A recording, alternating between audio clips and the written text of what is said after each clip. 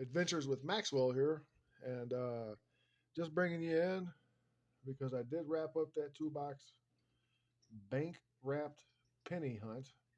Um, and I start off with an apology because I was going to video the second box after finding so much stuff in the first box, but my camera decided to act up again. Uh, so I apologize. So now I'm here with the wrap up. Um, so as you know, I've said it in a couple videos. I have been able to get my hands on a few bank sealed penny boxes, but here within the last week and a half or so, I haven't been able to. Um, I've just been able to get the bank rolled boxes. So I decided to go with those, do a little experiment based on what I've seen with the boxes I've hunted, as well as uh, different videos from different channels that I've watched and what they found. And I can tell you, uh, it's not bad, to be honest with you. So, what are the pros and cons with bank sealed versus bank rolled? Well, um, number one, on the bank rolled boxes, you know they're circulated. Um, and number two, the majority of the people that are dumping the coins to the banks and then they're being rolled up are businesses. Uh, so with that being said, you're almost guaranteed to find something. Um, and I'm not. It's not a knock on bank sealed boxes because I like bank sealed boxes too, especially nickels and quarters. Uh, but I do have to say I enjoyed hunting those 2 boxes, and as you can see, I found quite a bit of stuff. This is all the wheat pennies from the 50s and the 40s, except for uh, 43. Um, there's no 47 or 48. And I did even find one from the 20s and a 1918, um, as well as a couple of interesting pennies. I did find the Philly small date copper, which I know it's common, but it's the first one I found, and I will continue to look for the D small date copper. I did find this interesting penny as well. It is, I won't handle it too much. It is a 1974 Denver. Um, and I'm going to put it underneath the scope so it's a little easier to see. Not sure what's going on there, but it looks like something was in the die when I found it, or when it was struck. Now, when you look at it in hand, you can see that you can almost peel it off, but I'm not gonna try because it's pretty interesting. Maybe it's a lamination error.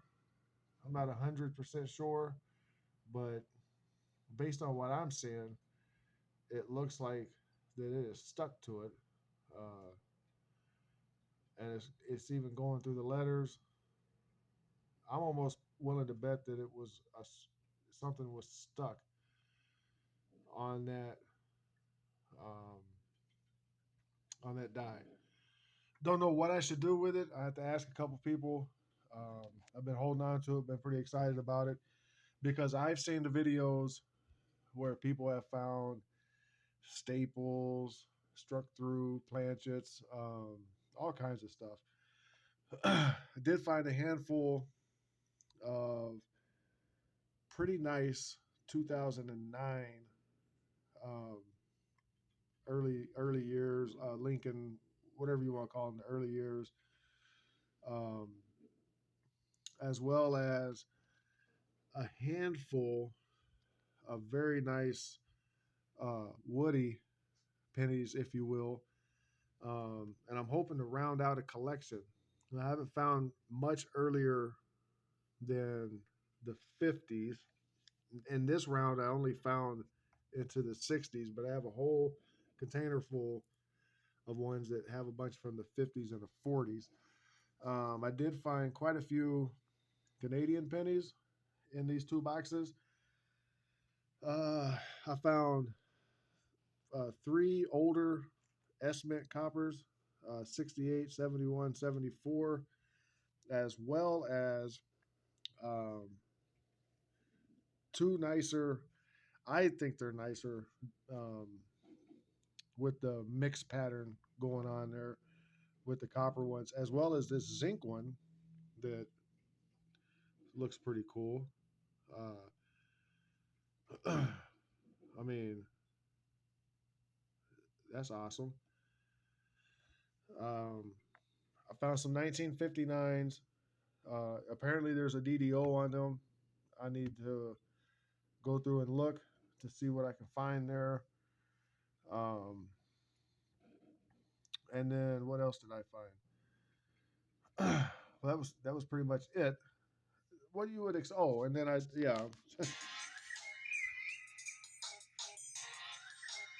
telephone.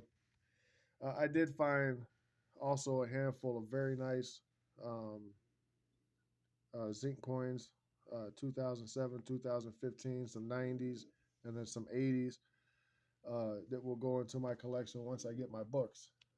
So again, with that being said, uh, very good finds in the bank rolled boxes.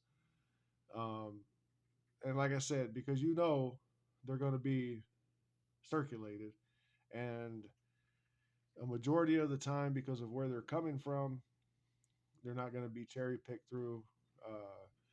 Now it's in correlation with the bank sealed boxes. Yes, you're going to have good boxes, you're going to have bad boxes, but you're almost always guaranteed to find something in a bank rolled box.